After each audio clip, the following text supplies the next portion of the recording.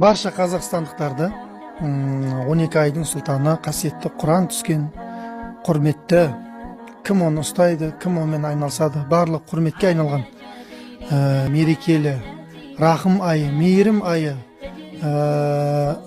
Аллаға жақындататын тақуалық айы Рамазан мерекесін шын жүректен құттықтаймыз.